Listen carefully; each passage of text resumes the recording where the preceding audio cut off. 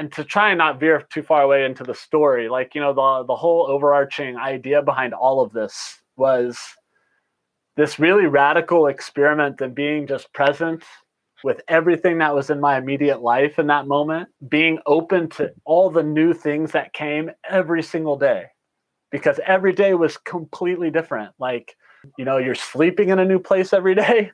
You don't know who's going to give you a ride. You don't know what your next meal is necessarily going to be. You don't know, you literally every day you're waking up to a completely new environment and new situation. And as challenging as that does get from time to time, the beauty of it is like it requires this really radical presence. You have to be fully present in what you're doing every day and to the mystery of the everyday. What a lot of travelers that have done this kind of stuff talk about, and I would concur now, is that, what we like to do as humans when we live in our cities and when we create our lives is we love to create this whole security, this whole illusion of security and safety and of the next day, tomorrow being guaranteed. So, maybe you have a job that provides you with a stable income, that provides you with a house that you can stay in, that lets you build a little environment that you can wake up to every day, that allows you to start building some basic routines. The reason we do this is because we can feel comfortable about what tomorrow's going to look like. Or it's one of the reasons, kind of one of the unconscious reasons for our behavior. The funny thing is how many people get trapped in that pattern and they don't even want to be there anymore. They want to go travel. They want to go on some adventure, but they're so comfortable and they're so afraid of what the unknown is that they don't want to do it. But the truth is, and it is the absolute truth of life, tomorrow is never guaranteed. Right. Even in your security bubble, a virus could hit the world. You could lose your job tomorrow. Worst case scenario, and it's hopefully doesn't happen, but you could die. You could get in a car accident. You could get in, any amount of things, and it happens to people all the time, every day of the year, every day of life. Yeah. A big part of all this is like learning how to not take your life for granted and accept and really like immerse yourself into the fact that we don't know what tomorrow is going to look like. And this is just the radical form of it. Very beautifully said. I really like that you summarize all that up so eloquently, especially during these times.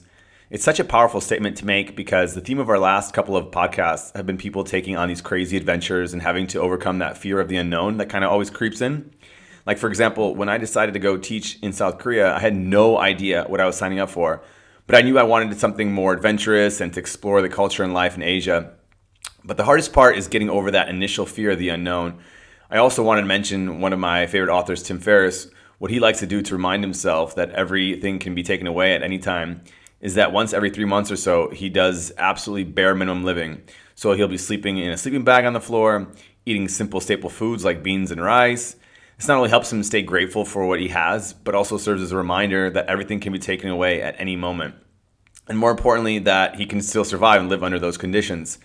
I think it's a good tool for overcoming fear because it allows you to take on these new risks, knowing that the absolute worst thing that can happen, the worst thing, if everything fails, is that you're living on the street with a sleeping bag, but you're still getting by.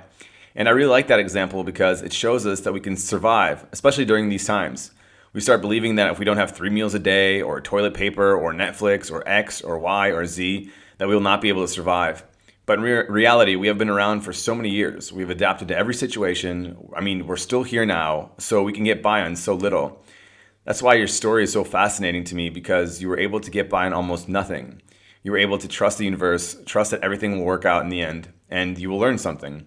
You met fantastic people, had good connections, and of course, some bad things happened. You got your bag stolen, but that's life. You're going to have your ups and your downs. 100%. And I think that's just like hitting the nail on the head because I think it's really just all about just reminding yourself of that, and being able to let go of that kind of illusion of security that we give ourselves all the time. And I love the Tim Ferriss's way of doing that. I think it's like doing a really simple way of doing it is also fine. It doesn't have to be as radical as mine was, but we all have our own different limits and boundaries. And it's not like I jumped into this overnight. I had done traveled Taiwan alone. I had traveled India alone. I had traveled Vietnam alone. I have done so many other adventures that they built up to this one. It wasn't like, immersing myself into so many totally uncomfortable things, But I think the thing you said that I think is really one of the biggest takeaways is when you take away a lot of these things that we enjoy,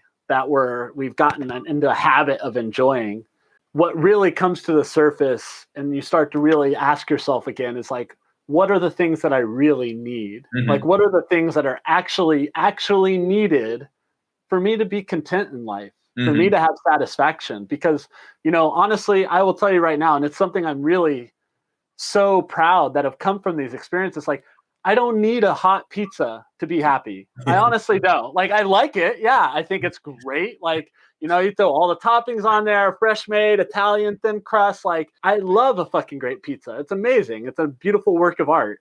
I don't need it. And it's not the thing I look forward to every day, because I know the things that I really need, which is like a really good connection with someone.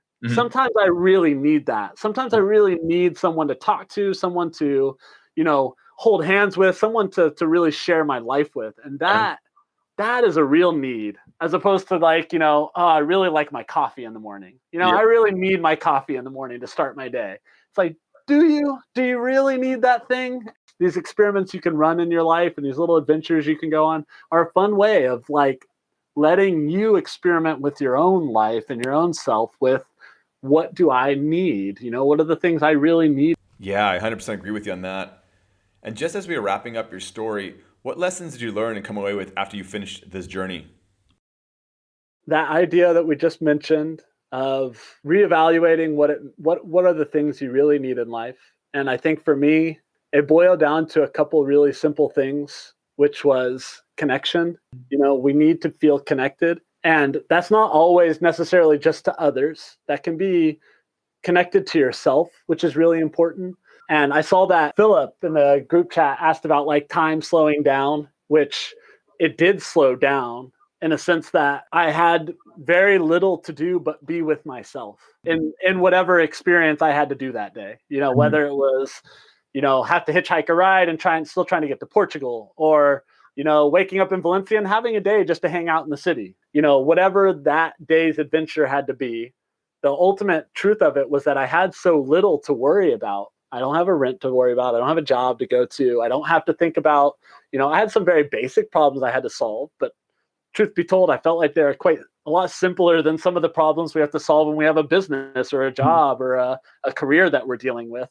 And they're much more fundamental things that are just the natural human things we have to do. Like, I need to find food. What's going to be my meal today? Where am I going to sleep? That's always a big question for the day.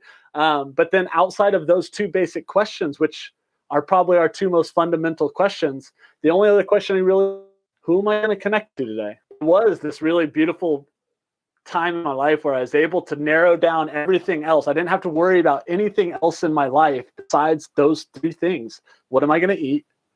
Where am I going to sleep? And who am I going to connect with today?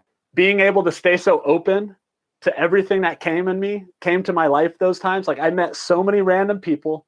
Every day was full of strangers.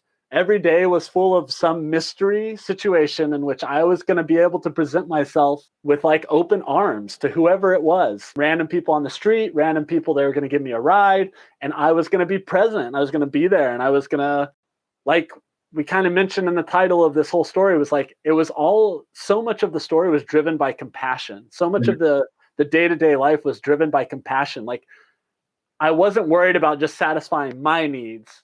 My goal was to try and give myself in a really beautiful way to whoever came my way. If you gave me a ride, I wanted to make sure that you got something back from our time together. Like, maybe it was something about our stories. Maybe it was something about who I was. Maybe it was a physical thing. I took photos of everyone that I took, that gave me a ride. I gave them all my social media accounts, and I connected with many of them later, and I shared those photos with them.